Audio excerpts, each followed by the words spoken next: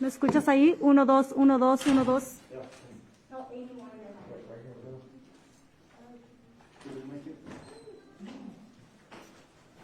Check, check, check. 1, 2, 1, 2, 1, 2, 1, check.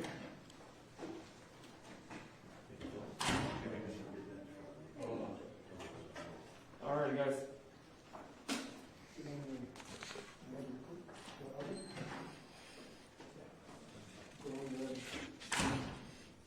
Hi, everybody. Everybody ready? So let me start back on Sunday, May 9th. There was a car club gathering at the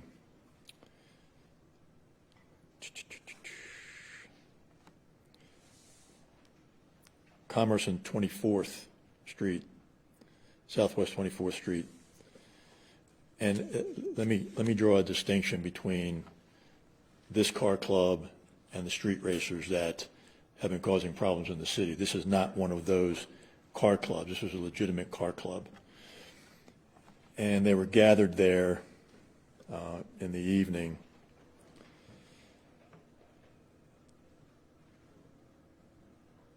One of the persons in attendance got into some kind of argument or altercation and started firing shots, started shooting, and he struck a young girl, Saryah Perez,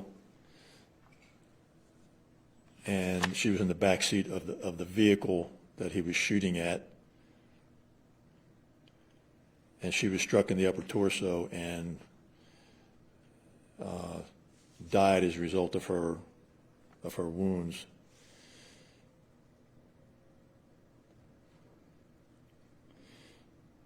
She died at University Hospital.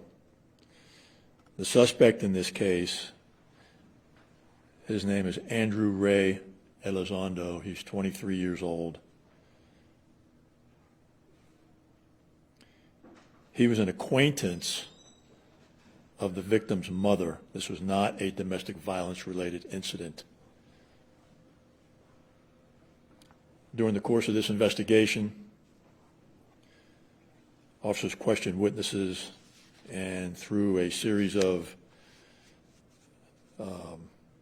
investigative leads and interviewing witnesses, they were able to identify Mr. Elizondo. And then this afternoon, at about 2:30, he was arrested and charged with capital murder. The R.I.P unit, through a source of investigative leads, found out where he was, and between R.I.P and the SWAT unit, they set up on his house, surrounded the house, and when he came out, they were able to apprehend him without incident. So he is now in custody and again charged with capital murder.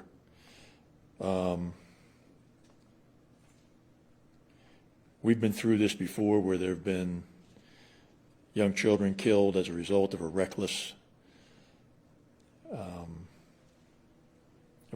act by an individual. In this case, Mr. Elizondo, the accused. And I don't have, and I don't know that any of us have, I don't have words that adequately describe the atrocity that was committed here by Mr. Elizondo.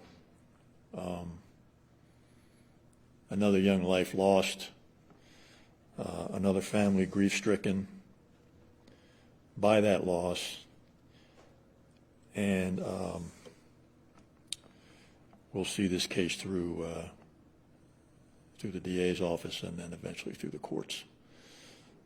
So that's all I have, unless you have any questions for me. Chief, who was Elizondo believed to be shooting at in that car? I don't know who he was shooting at. I don't know that that's been defined yet, but apparently there was some type of altercation about something. I don't know what it was at this point, but he began shooting, and unfortunately for little Saryah, she was the recipient of one of those bullets. Videos from the scene that have been posted online show, what appeared to, not sure if this is Elizondo or someone else, hitting the door, punching it, and then 3 men running after the car. Do you know how many other people were involved, and could any of them face charges as well? That I don't know. All I know at this particular moment, we just arrested him, an hour or two ago, and I don't know the details of the incident that occurred on the parking lot. But that I'm sure that will come out further in the investigation. Chief, have you guys talked to him? What is he saying? Is he responding? He's being interviewed right now. He's not even out of homicide yet, so he's being interviewed right now. And like you mentioned, Chief, this has happened before. Anything that PD plans on doing to prevent these kind of incidents that we've seen before? This was a random incident. It's not a pattern of incidents, but a random incident, and difficult, if not impossible, to prevent. It's a random act by a reckless, heartless individual who could not have cared less where those bullets wound up. So as far as doing something to protect or to prevent this from happening in the future, I don't have an answer for that. Chief, what's your best This is all about human behavior. And again, someone who would do something like this, I don't even have words for. And we've seen it before. Chief, what's your message to the family of this little girl who is obviously mourning in immense grief at the moment? What's your message? How are you going to ensure that justice is served? Well, I think the mere fact that, my instructions to CID, to Criminal Investigations Division Commander, were do not stop searching for this individual until we catch him. I want it going 24/7. And fortunately, we didn't have to go that long to get him. So to the family, our deepest condolences. To lose a child like that is just unfathomable to me, having 3 children of my own. It's just unfathomable. And the effort that we put into this was to start down the road of helping the family get through this, which, I'm not sure how that even happens, but again, to the family, our condolences, deepest condolences to them. And I will be at that vigil tonight. Chief, what do we know about what do detectives know about the substance of the argument or altercation or whatever led up to that shooting? Yeah, I don't have those details right now. Again, he just got to the homicide unit and is being questioned now, so I don't have any of those answers. Did he have a previous record by any chance? Pardon? Did he have a previous record? That I don't know.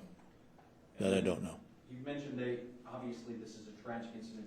It seems to make it even more so. This happened on the tail end of Mother's Day that this mom lost her daughter. I don't know that anything makes this worse than what it is, whether it's on the tail end of Mother's Day or whenever. It's just, a young girl, not even starting her life yet,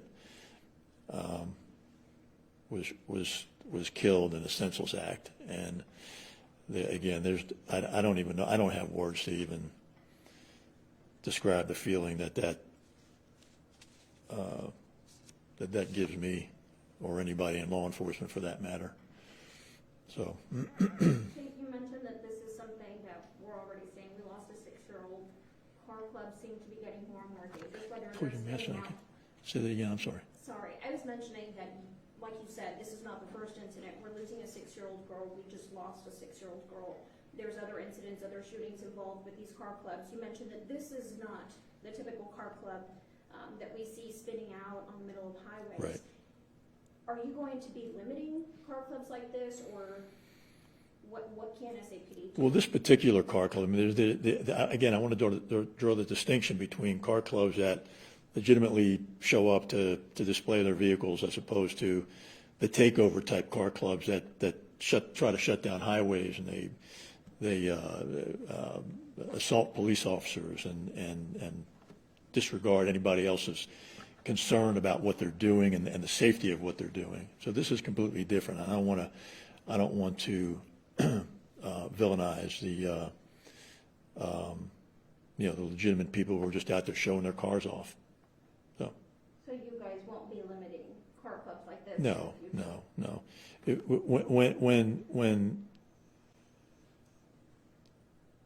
When illegal behavior